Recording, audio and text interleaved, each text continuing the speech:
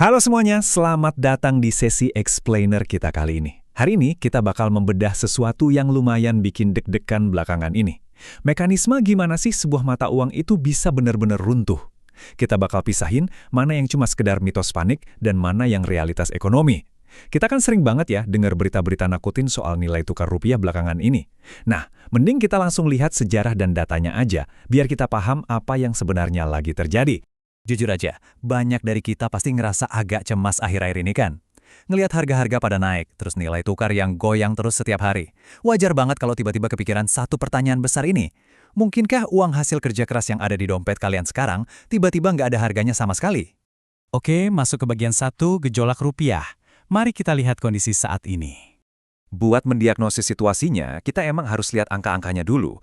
Berita utama belakangan ini tuh nyorotin tekanan yang kenceng banget ke rupiah kita. Bayangin aja, nilai tukar kita sempat nyentuh angka 17.717 rupiah per dolar AS. Belum lagi, ada sekitar 51 triliun rupiah dana asing yang ditarik keluar dari pasar kita cuma dalam waktu 3 bulan. Wow, tapi perlu dicatat ya, gejolak ini tuh sebenarnya sangat dipicu sama sentimen suku bunga The Fed di Amerika sana, plus ketegangan geopolitik global yang lagi memanas. Ya, tekanan bertubi-tubi dari luar inilah yang bikin banyak orang mulai parno sama skenario terburuk. Lanjut ke bagian 2, krisis Zimbabwe dan awal mula kehancurannya. Kalau kita mau tahu bentuk nyata dari skenario terburuk itu kayak gimana sih, kita harus mundur sedikit ke sejarah runtuhnya dolar Zimbabwe. Tapi sebelum kita bandingin sama keadaan Indonesia, kita perlu kenalan dulu sama monster yang menghancurkan ekonomi mereka. Namanya hiperinflasi. Teman-teman, ini bukan cuma soal harga barang yang naik pelan-pelan. Bukan, ini adalah kondisi ekstrim di mana tingkat inflasi bulanan itu bisa tembus di atas 50%. Ini tuh ibarat penyakit fatal yang bisa menghancurkan kepercayaan masyarakat terhadap uang mereka sendiri dalam sekejap mata. Terus gimana ceritanya sebuah negara bisa hancur kayak gitu? Semuanya berawal dari efek domino kebijakan yang bisa dibilang fatal banget buat kas negara Zimbabwe. Coba perhatiin urutannya. Dimulai tahun 1997, pemerintah tiba-tiba ngeluarin dana sampai 4,2 miliar dolar Zimbabwe buat para veteran perang, padahal anggarannya nggak ada. Setahun setelahnya, di 1998, mereka nekat ngirim 10.000 pasukan ke Perang Kongo kedua. Dan puncaknya, di tahun 2000, pemerintah memulai program reformasi lahan yang super kontroversial. 3 langkah ini benar-benar menguras habis keuangan negara mereka. Masuk ke bagian 3, disinilah roda ekonomi mereka hancur lebur dan produktivitas anjlok parah. Efek domino dari kebijakan yang kita bahas barusan itu langsung menghantam urat nadi produktivitas negara.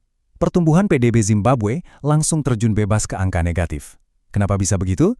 Karena program reformasi lahan tadi bikin lahan-lahan pertanian dipegang sama pihak-pihak yang sayangnya nggak punya pengalaman manajemen sama sekali. Ditambah lagi ada sanksi internasional. Hasilnya? Produksi pertanian mati kutu, dan bisnis-bisnis tercekik sampai cuma bisa beroperasi di kapasitas 20% aja. Ibaratnya, mesin ekonomi negara itu tiba-tiba mati total. Nah, bagian 4, mesin cetak uang. Ini dia solusi yang ternyata sangat amat fatal. Jadi gini, dihadapkan sama utang yang udah numpuk setinggi gunung dan pasokan barang yang langka banget, pemerintahnya malah milih jalan pintas. Alih-alih ngebenerin akar masalahnya, tebak apa yang mereka lakuin? Yap, Bank Sentral Zimbabwe mutusin buat nyetak uang baru gede-gedean tanpa jaminan apapun. Tujuannya cuma buat nutupin defisit anggaran, bayar tentara, dan impor makanan.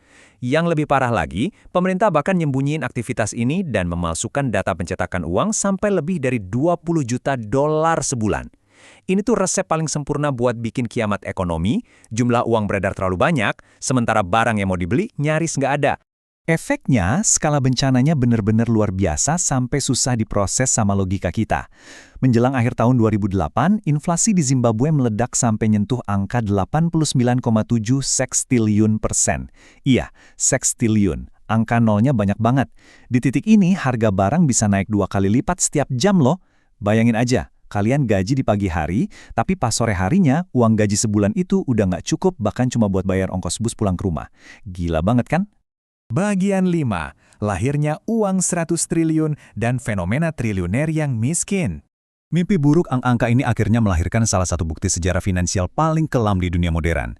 Karena harga-harga udah terbang keluar angkasa, pemerintah nyoba ngimbangin dengan cara nambahin angka nol di uang kertas mereka. Terus saja ditambahin, sampai akhirnya di tahun 2009, mereka ngerilis selembar uang pecahan 100 triliun dolar Zimbabwe. Coba pikirin, warga biasa tiba-tiba aja otomatis jadi triliuner. Tapi ironisnya, mereka adalah triliuner yang hidup di bawah garis kemiskinan ekstrim. Realitas di lapangannya tuh benar-benar menyayat hati. Uang 100 miliar dolar Zimbabwe itu ternyata cuma cukup buat beli 3 butir telur. Nggak masuk akal kan? Dan kalau kalian mau nukar ke dolar AS, butuh 250 triliun dolar Zimbabwe cuma buat dapat 1 dolar AS, yang waktu itu setara belasan ribu rupiah aja. Pada akhirnya, selembar uang kertas mereka nilainya jauh lebih rendah daripada kertas kosongnya itu sendiri. Rakyat pun nyerah. Mereka ngebuang mata uang mereka sendiri, milih beralih ke mata uang asing atau bahkan balik ke sistem barter untuk bertahan hidup. Sampai dolar Zimbabwe resmi ditinggalkan di 2009. Oke, masuk ke bagian terakhir, bagian 6. Apakah Indonesia akan menyusul nasib Zimbabwe? Balik lagi ke pertanyaan awal kita di sesi explainer ini, ngelihat kondisi rupiah sekarang yang lagi tertekan, apakah kita punya DNA kehancuran yang sama kayak Zimbabwe? Jawabannya jelas banget ada di perbedaan fundamental cara penanganannya. Zimbabwe itu nyeram bensin ke dalam kobaran api dengan cara nyetak uang terus-terusan buat nutupin utang. Sementara Bank Indonesia justru ngambil langkah moneter ortodoks yang terukur. Mungkin kebijakannya terasa agak pahit di awal, tapi ini benar-benar krusial buat mademin api dan ngejaga stabilitas struktural ekonomi kita biar nggak ambruk. Alih-alih asal ngeprint uang baru tanpa batas, otoritas kita lebih milih gunain instrumen moneter yang rasional. Salah satunya dengan naikin suku bunga acuan ke level 5,25%. Buat apa sih? Langkah ini tuh ibarat masang perisai yang dirancang spesifik buat ngelindungin rupiah, bikin aset domestik kita jadi lebih menarik dan ngerem aliran modal asing yang keluar dari negara kita.